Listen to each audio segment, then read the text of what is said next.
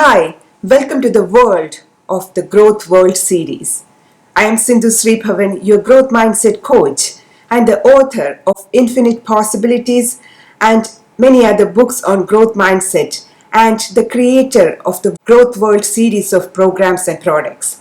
Today I would like to share one of the most important aspects of implementing a culture of growth mindset in your classroom. First of all, in a growth mindset culture, students need to develop the habit of taking many steps independently. Don't you agree? However, you will find them stumbling if they don't have proper steps and processes to adopt. For example, how will the students know how to look at successes and failures with a growth mindset? How will they approach a harsh criticism and take it as a learning opportunity? How will they learn to adopt a process-oriented approach when everybody else is concerned about outcomes? You see, all these concerns are true and they are very valid. So here is the thing. If you want your growth mindset initiative to succeed, the most important step that you need to take is to help your students learn how to read their thoughts and feelings. So today, I'm going to share something that you can use every day and in every lesson in your classroom. Here is what you need to do. Help your students pick up metacognitive skills. What is metacognition? Metacognition refers to thinking about our thought process. That is, metacognition is thinking about thinking. You can help your students develop their metacognition abilities by following certain steps and processes in your classroom. For that, what you need to do is to help your students discover things like what they know, what they don't know, whether they are stuck, what do they think about the task on hand or the topic on hand, what are their perceptions about the topic being taught, and so on. Basically, you are making their thinking and learning visible to them. Here is a 4-step process that you can adopt to help your students with their thinking skills. The first step is to review. This is a step they do even before they learn a new topic or start to do a new task. Help them to ask themselves, what do I know about this topic and what am I expected to know to do this task? The second step is planning. Here, they set their goals for the task. Let your students ask questions to themselves such as, what am I trying to achieve? What are the strategies that I can use? What is the best strategy I can use given the context, duration, and so on? The third step is self-monitoring. This step is done while the students are at work. As they work on their task, they ask themselves, what is working for me? Or is it working for me at all?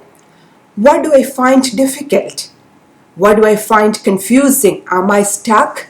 Do I need to change my strategy? Have I made any mistakes? Do I have enough time to recheck my work? Do I need help? What kind of help do I need? You see, helping your students ask questions to themselves is crucial in making sure that they are developing and boosting their metacognition skills. This will help them to experience and see their learning more intimately, to know what are their learning strategies, what are their strengths, what are their areas of improvement, and so on. Now, the fourth step is reflection. In this step, they self-assess and evaluate their efforts, learning efforts or their efforts in doing that particular task. Let them ask questions to themselves such as, how did I do? Did I follow my strategy? How did I deviate from my strategy? How did the new strategy work out? Based on what I did or what I learned, what is the quickest way to do this task? What are the new things that I learned while doing this task? And so on.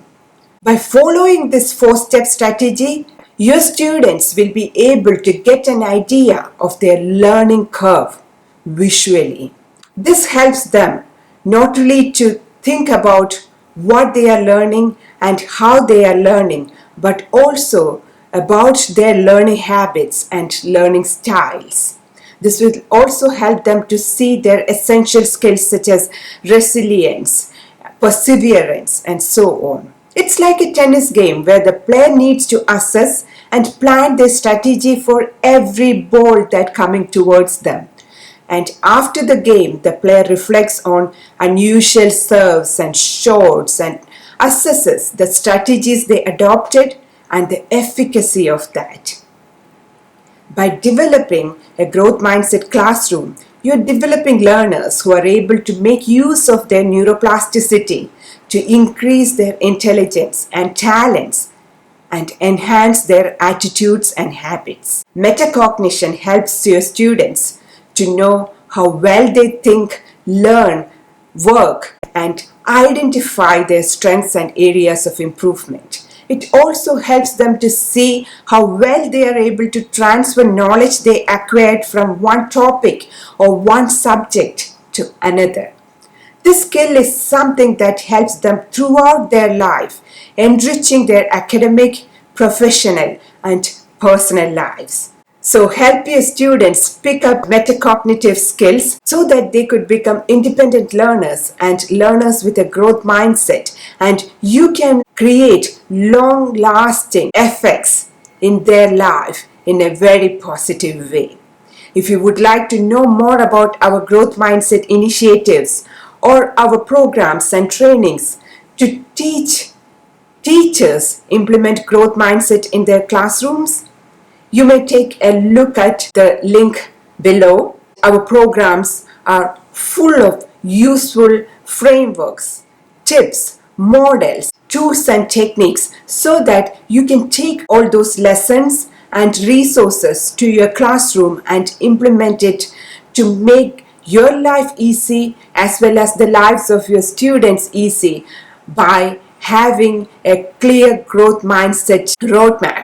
I wish you all the best in your journey to create better citizens and to make a difference in this world.